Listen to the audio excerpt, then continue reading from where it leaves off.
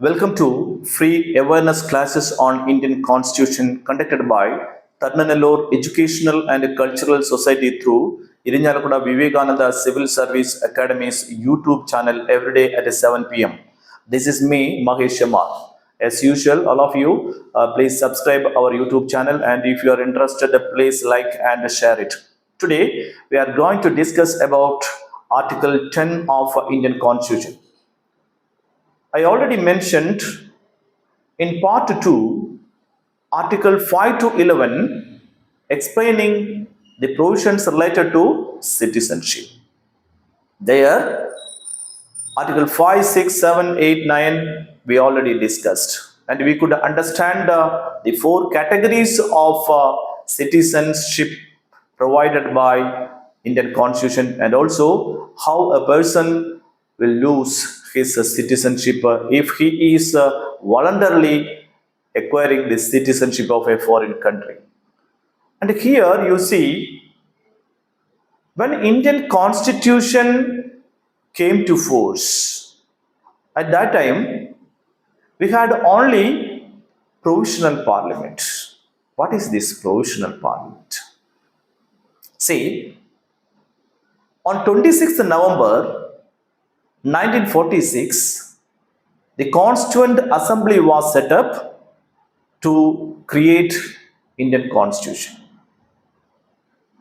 From that time onwards, the Constituent Assembly acted not only to make the Constitution for India, but also to make laws for the Indian government. We know August 15, 1947, we got independence. After independence, the laws for the central government and other state governments made by the Constituent Assembly itself. So, it had two roles. One, to make the Constitution for India. The second one, to act as the first parliament for India. And we know on 26th November 1949, we recognized the Indian Constitution. After completing the first function, that to make the Constitution, on 24th January 1950, this Constituent Assembly was dissolved and elected its President, Dr. Rajendra Prasad, as the first President of India. Here you see, Dr. Rajendra Prasad was the first President of India. But at that time, he was not elected by the elected members of Lok Sabha and the elected members of state legislative assemblies. Why? Because, we got Indian Constitution only January 26, 1950. And the first public election or first general election for central government and states that was held only in the year 1951 to 52. So here, after the commencement of Indian Constitution, rather when the Constituent Assembly dissolved, the function of that changed as the Provisional Parliament of India.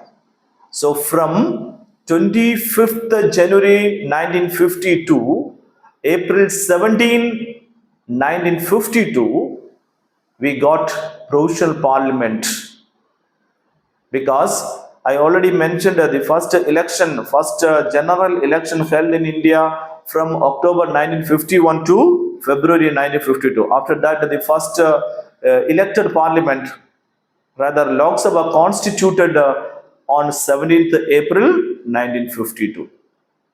Okay, so till at that time, how to preserve the unity and integrity of India? Because we know the four categories of citizenship provided by Indian Constitution, and the people newly received Indian citizenship will try to make any harm to the nation.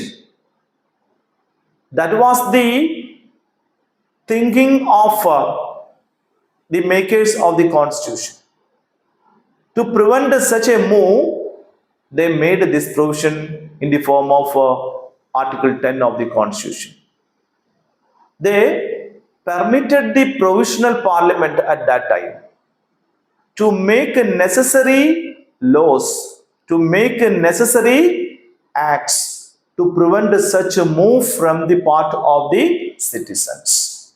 That's why we can say Article 10 of the Indian Constitution says how a person, how an Indian citizen can continue Indian citizenship when at the time of the commencement of Indian Constitution. That is very, very important, because after the commencement of Indian Constitution, this provision again changed in 1955. At that time, Parliament made Citizenship Act 1955. That we shall discuss in the coming article 11.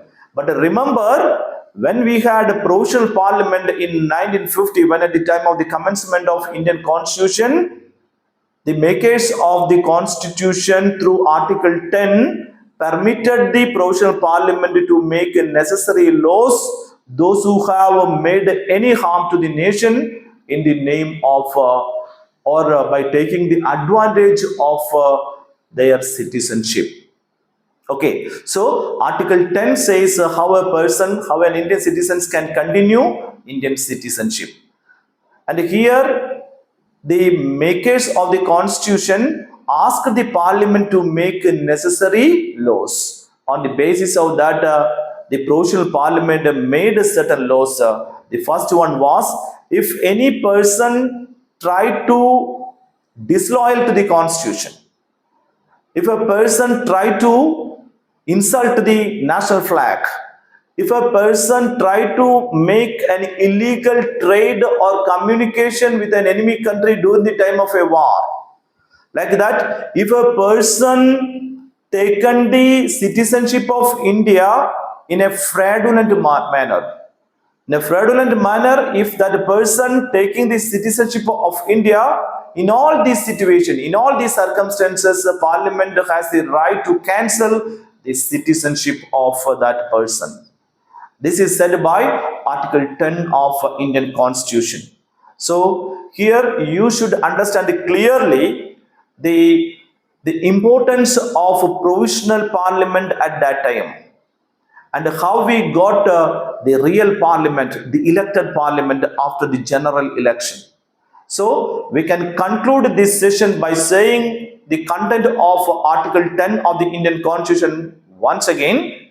Article 10 says how an Indian citizen can continue the citizenship of India, and also it is authorizing the provisional parliament of India to make necessary laws to prevent such a move from the side of Indian citizens. So we can conclude this session. All of you try to understand Article 10, and if you could understand this, please subscribe our YouTube channel and also like and share it. So we can conclude this. All of you, thank you very much.